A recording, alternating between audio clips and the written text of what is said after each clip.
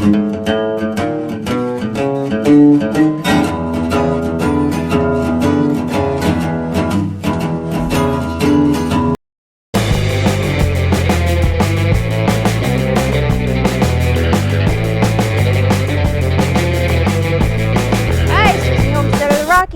welcome to the Susie Homesteader channel. And hopefully you watched my other video on how to set up your above ground pool. And this one we're going to talk about how to get the remainder of it set up, which will be your filters and your pumps. And the thing you're going to absolutely start with now that you've got your pool 100% full is making sure that you're not getting any leaks. So you should have your whatever system you have installed, whether you have a skimmer basket with the original pump that comes with it on there, or you've changed it out to a sand filter and a salt water generator, which is what I'm going to talk to you about here next. So let's just say you got all your filters and pumps set up. Now you're going to check for leaks anywhere around here, you know, around the gaskets of the skimmer, which again, you're not going to know until the pool's 100% full. And then of course you're going to walk around the entire pool and look for little small leaks. Now, before I set my pool up, I had this all stored in a box on the porch, and of course my cat decided to turn it into a scratching post. So he made it through the cardboard and into the vinyl that was in the box, this liner, and did manage to poke a little tiny hole in there. So they do give you these little plastic sheets, little quickie patch repair kits. You can also get them at hardware stores if you run out. And it's really just basically like packaging tape is what it is. So it's only going to work on really small holes. I did have a small hole on my, like I said, my vinyl. I taped that on there and it worked great. I mean, every once in a while you got to push out some air bubbles and stuff, but it does work good on the smaller rips. It does not work, however, on the seams. So if you had something down here where the seams are starting to connect at the bottom of your pool, then you got another problem. And I do have a rip in one of my seams that I got the second winter. And by this winter, I'm probably going to have to drain my pool and get something called like a seam seal, which will be like a gel or almost like a glue that will patch up those seams. But that is absolutely not going to work unless my pool is drained. So I'm going to try that this winter. Unfortunately, I'll probably have to drain it that far down, but these little packaging tape patches will not work on something like a seam. So there's lots of products out there, and I'll have a list of that for you on my shopping link as well, to find some of the patch kits and the other things that we're going to talk about. So let's just hope they have all your stuff set up and you don't have any leaks or holes at this point, or if you did, you patched them up. And what we'll talk about next is how to change out your pump. Now, some of these pools do not give you, the Intex pools do not give you the skimmer basket style. They just give you a hose inlet, and then they give you a hose outlet. And then you'll have that kind of canister style filter, cartridge filter at the base of your pool, which is a different kind of filter.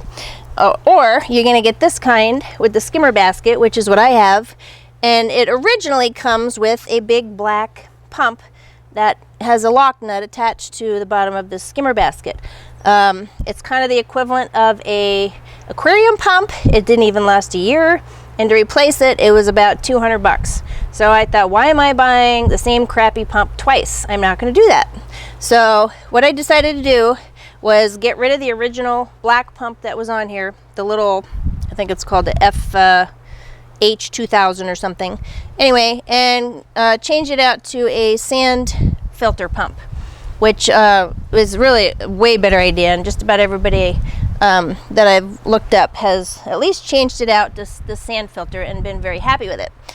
This sand filter I think cost me like 170, maybe less, but it does depend on the size of your gallons per minute. So for my 10,500 gallon pool, I needed at least a what's considered a 14-inch Intex sand pump. So that's what this is, and it's really easy to set up. The only thing they don't give you is the sand, and it's a special sand. It's a silica sand, and They sell it in 50-pound bags. You need 70 pounds for this one, so you have to buy 2 bags. And then you're gonna have some left over. But supposedly, this will last you up to 5 years. You don't have to worry about those cartridge, keep continually buying the cartridge style filters, which is kind of nice. So not a lot of maintenance on this. But let's go back to being able to hook up a skimmer basket or something like this to a sand pump filter. So what happens is when you get ready to throw out that old little black pump you had, make sure you keep the top half of that. And that's because whatever adapter that they tell you to buy that supposedly fits on this kind of a lock nut style adapter, well, for this 22 by 52 inch pool, it does not fit in here at all. It's too small. And I could not find anything else something bigger than this to match up to the opening in the bottom of the skimmer basket. So don't get this one that's on Amazon. And it says it's for an Intex pool, but it does not fit. So good luck finding a different one. If you do find one, let me know. But all I did was go get my old pump out of the trash, and I took off the top piece of it, which just completely unscrews with the screws that are on the actual pump. Just unscrew it, take out the little motor that's on the inside, and all you're looking for, well, and also keep the little lock nut adapter that goes on the top of that, that's in the inside. But anyways, get that piece off, and all that's going to turn out to be is kind of like an L. You know, it's just like an L adapter, except you need, you know, the original piece to this, and this extra end on this one is already on there. So you'll have that all together. Go get a piece of shower fiberglass, screw it onto a piece of block wood, get some heavy duty PVC glue that sucker down, and screw it back into the block. And that has not leaked. That worked great. So there's your problem solver for not having the right adapter for the bottom of a skimmer basket style filter there. Anyway, and then when you buy this sand filter, they're going to give you a bunch of little adapters just in case you have different size hoses, which all of this system comes with a 1.5 inch hose, whereas the original hoses on this Intex pool are usually like 1.25. So don't ask me why they can't get that right, but needless to say, they'll give you adapters that will go from a 1.25 inch opening to a 1.5 inch, which is what most of these threaded pieces become. So the other thing they're not going to tell you is they're not going to tell you that you need plunger valves. And I'll tell you why you got to have these plunger valves, because if you have no way of actually having a valve on here that's going to shut off the water intake from the inside of this pool, you have no way of changing or cleaning or fixing or repairing leaks or anything unless you drain your pool below this skimmer line, or below these inlet and outlet holes. So take my advice. I tried doing it without the plunger valves. Bad idea. But again, I'll have that supply list for you. You can get all this on Amazon. You need 2 of these valves. You need one for the inlet, and you're going to need another one for the outlet. Now this valve here, as you can see, having this sideways, it's leaking a little bit because they're not really designed to be sideways.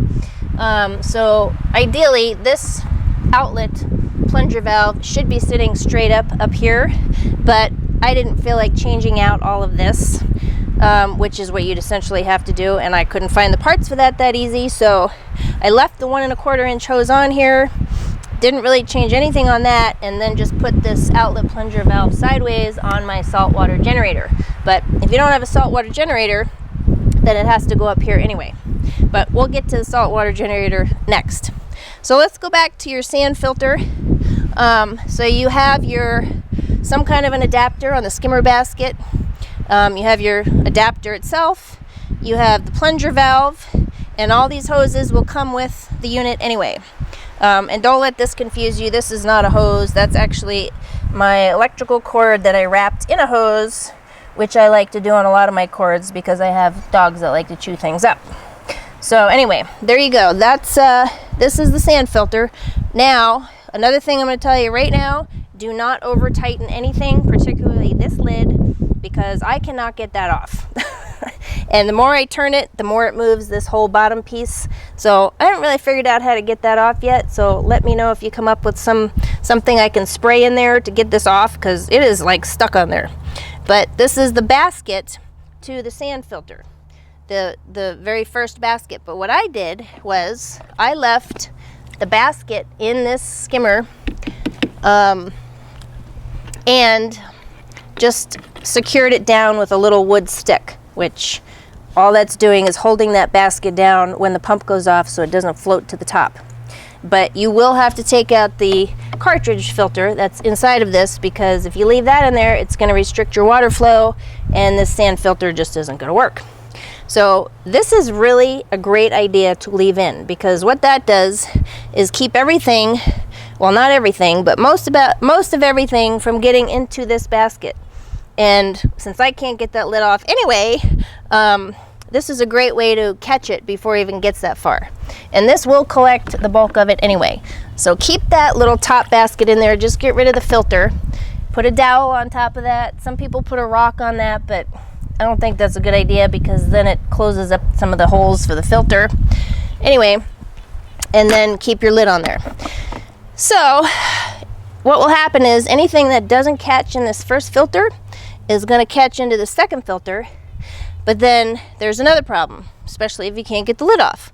But even if you're able to get into this and empty out this filter basket, I noticed, since I couldn't get it off, a lot of that stuff that got caught in there, like the pine needles, disappeared after like a day. So I was kind of wondering where all that went, and I figured out where that went. It went into this little neck right here and kind of stopped right on the top of this piece. And I only figured that out because I took it off, and lo and behold, there's all the pine needles just kind of stuck in this little grate. So what you're going to wind up doing is, after cleaning this basket out, after cleaning this basket out, you're going to want to clean out what's in here. So obviously shut off your valves, or shut your valves here so your water flow's not coming through. Shut off your pump, absolutely shut off your pump. Unscrew this, hold that tube up, otherwise your water keeps draining out. And then when this is off, you just turn this, open this up again, and it'll just kind of flow out. This will create water back into that, and it'll kind of push out any kind of debris that's in here. Or some of it you can pull out with your fingers. But do not turn the pump back on with this off, or all your water is going to spray everywhere. So keep the pump off, just take this off and clean this off as well. And that'll really help with your pressure too. So I didn't really have any problems with this other than a low pump or low pressure every once in a while. And the only way you're going to figure that out is by looking at this little gauge that they give you. And for the most part, the needle is supposed to stay in the green. But what was happening, it was going into the yellow zone, which I guess is not a great place to be. And this little window showed that it was getting kind of mucky, which kind of shows you what your water looks like inside the tank. So that basically means you got to go back to your manual and backwash your system, which is how you kind of get rid of a lot of that debris that does build up in here. So you're going to take your drain cap off. You're going to put on, if you have hopefully an extra drain hose or something like that, you're going to stick that on there just to drain the water away from your pool. And you're going to shut your system off first. Okay, and then clockwise, you go to backwash, you put your hose on there, and you run it just until that water starts to look clear, or until the water in here starts to look clear. And you don't want to run it too long, otherwise you're going to lose, a bunch of water out of your pool, and then you got to add more water to the pool again. So just do it up until it looks clear, and then turn it back off again, go to rinse, which I guess has to kind of resettle the sand in here. And it'll go back out the hose again, and you're only going to do that until it's clear, which is, I don't know, like a minute, less than a minute. Then you're going to shut it off, put it back on filter, and then turn that back on, and you should see your pressure staying in the green area there. And that's kind of what you're looking for. And if you don't have that pressure right on this, it's just not going to suck up the debris that's in the pool. And you'll know that because when you look inside the pool and it's just not bringing all that stuff off the top of the surface into the skimmer, you'll know it's just not just doesn't have enough pressure. So that's about the only thing you got to watch out for with these, is that you do have to backwash them. It really depends on how much debris you have in your pool. I didn't do it for a couple of weeks, but now it's like I got to do it every week. So it really just depends on what's in your pool. So you do have to backwash it. You do have to rinse it. There's a recirculate setting on here, and there's a waste setting, and I don't really know what those are yet. But your manual, well, waste is if you have really heavy duty debris in your pool, and the recirculate is for bypassing the sand filter altogether and just having the water go right back in. I'm not quite sure what you use that for yet, but it's all in the book. So they do have a good book. It explains a lot. The only other issue I had was this ring was leaking a lot, and you have to just really super duper tighten this, which involves a very large Phillips screwdriver. But this has to be super tight, otherwise there's water leaking out the bottom. This one hose in particular kept leaking, so I took it off, just put a little plumber's tape or pipe threading tape on that, put it back on. Now it's not leaking. And again, do not over tighten this clear lid, because I still can't get mine off. So that's about it on the sand filter. I'm pretty happy with it. It's worked great. And I did connect that to a saltwater generator, which I'll talk about in just a second. So that's about all you need to know on the sand filter. They do give you this little, when you're filling that initial sand up, when you take this off and you set this in the top, you do want to put that on, because apparently you don't want sand on this inner tube that's in the system. So you will use this when you're filling the sand up. But supposedly you got another 5 years before you got to do that again. And that's about it. So real happy with the sand filter so far. Just so long as you got that pressure in there where you need it, that will give you the circulation that you need. So let's go on over here to the saltwater system. And if you don't have one of these, then skip to my next video, where we're going to start talking about maintaining your pool water and chemicals. But back to the saltwater system, or saltwater generator. I decided to use this to produce chlorine instead of using the actual dry powder chlorine, because my kids were getting really bad rashes, and I thought maybe it was from the chlorine. So this is a chlorinator. It just does it in the form of salt. So instead of putting dry chlorine in your pool, for this size 22-inch by 52-inch pool, you put in almost about 300 pounds of salt. And then every once in a while your salt will get low, and you're just going to throw in another bag or two of salt. So the salt we're talking about can be two different kinds. They of course suggest that you use an actual pool salt, which is just a very refined water softener salt, which is, you know, 14-15 bucks a bag. Or you can just get your water softener salt, which I use because we have a water softener anyway, at 5 bucks a bag, and it will just take a little, maybe an extra day or a little longer to dissolve in your pool. But you don't want to get the pellets, you just want to get the salt, and the finer the better. So if you can get something other than extra coarse, go the other direction, or you can go pay 15 bucks or something for pool salt per bag. But you know, at 300 pounds of salt, that's a lot of salt in the beginning. And then again, every time my little low salt button goes on, or light goes on, it's really just adding another bag or two of salt, which is easy to do. So the only thing you're going to need with this saltwater generator, obviously, is your salt. Now, some people don't think you need anything else in your pool to balance your pH other than the chlorine, but you really do. And I tried to stay away from as many chemicals as I could, just for the rash factor. But if you don't have the rest of your pool water, your pH balanced, what happens is you'll have other problems with these cells in here, which will just calcify too fast, and you'll have too many mineral deposits, and you'll wind up cleaning this all the time. So there is a couple of really important chemicals that you do kind of want to use that coincide with the saltwater generator, and I'll talk about that in a minute. But if you don't have those, again, you're just going to wind up cleaning this out a lot more, and you'll be putting a lot more salt in. So I do suggest going with the rest of the pH balancing chemicals that we'll get to. So the saltwater generator works great, other than the fact that you have to clean it out once in a while. they suggest that there is a way to take out this entire cell in here, which it just unscrews. So there's two ways you can clean this, and I did have to absolutely clean this out after about 2 or 3 weeks of buying it, because my low salt button or light kept going on. And I knew I wasn't low in salt because I kept putting my test strips in there and it was fine. So what happens is when this gets clogged, the sensors just can't read it right and it keeps showing up as low salt, but it's really not. So what you'll do is wind up just getting like a 5% vinegar, or in my case, I just used the muriatic acid that I had on hand because I had that for the pool anyway. But you'll get one of those two acids. The muriatic acid you're going to dilute in 5 parts muriatic acid to 1 part water. You do have to dilute that a little bit.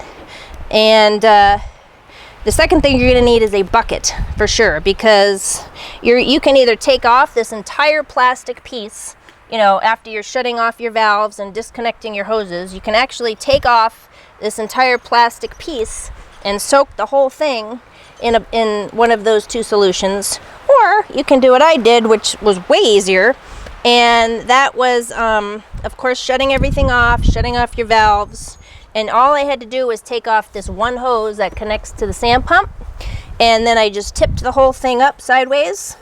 I think I did take out this one plug just so it didn't get any acid on it. Tipped it all up sideways, I did pour the muriatic solution in there, or formula in there, left it in there for like, God, it wasn't even like 2 minutes, and all that white calcification and buildup was gone. I mean, like instant.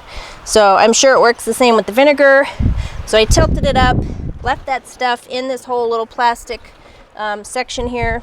But here's the clincher on this one. You're gonna have to get a bucket to be able to dump that stuff back in. And do not dump it out around your pool, because it is an acid. It's gonna hit your cord. It's gonna hit everything. It's not a good idea. So that was one mistake I made, was not having the bucket ready to dump the muriatic acid or whatever you got back out of the system. So make sure you have a bucket and gloves and, you know, maybe even safety goggles, but dump that stuff back out, you know, really just after like a couple of minutes. I mean, some people leave it in there for up to 30 minutes, but I don't think you have to do that. So dump it into the bucket, go dispose of that someplace safe where animals or anything else is not going to drink it, and reconnect your hoses and your everything else, and you'll have a perfectly clear inner cell there that should work perfectly. Your low salt light will go off. The only other reading you get on here sometimes is high salt, and that it will absolutely be due to the fact that you have too much salt in your pool, which means you're going to drain your pool and let some of that salt just come out of the pool. And that could be a lot of draining if you put in too much salt. So big ticket on this one, do not put too much salt in your pool, because there's only one way to get that out. And that's draining some of your pool and then adding more water to dilute it. And then of course there is a low pump flow button on here, which I really like, because what that does is that if this isn't working, if this doesn't have enough pressure, that light will beep on this, which is kind of nice, because it's kind of like a little sensor that this does not have. And the only way you can tell your pressure is low on this is by looking at the gauge, but this one will actually beep if there's a low pump flow. So chances are it has to do with your sand filter. If not, it may just be, again, because it's clogged and you need to clean it. So you'll have to clean that based on how dirty your pool gets and how you're balancing your chemicals. So this is really not that complicated. It has something called a boost on it, which is the equivalent of throwing a shock powder oxidizer into your pool water if you actually had a full chlorine pool. That boost just super chlorinates it. It's just kind of like the shock powder you put in there, and it works great. So if you think your chlorine factors or balances are not in place, hit that boost, and that stays on for quite a while.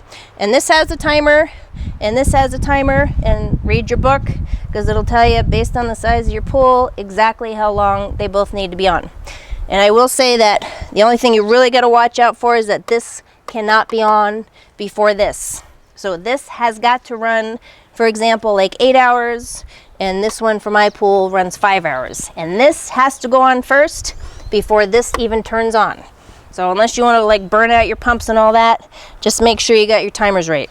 So, and they're easy to reset and turn on and off and all that good stuff. So that's about all I can tell you on these two systems here. So far so good. I did have to buy another fitting for the inside of this outlet, which was just a strainer, so that when the pump is off, none of that debris strains back in to this hose.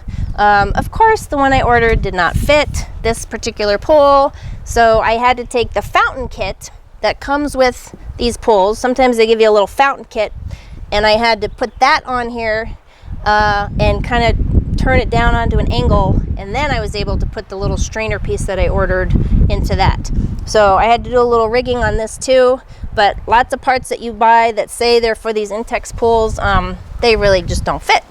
So you will have to kind of fool around with adapters and different pieces and change them around a little bit sometimes if they don't fit, because it is hard to kind of find those pieces once you start making all these changes. But for the most part, that's about as far as I can tell you on this part. So I'm going to talk to you about how to start balancing your water, because that will prolong the life of your saltwater generator and your sand pump. So let's go over here and we'll talk about some chemicals.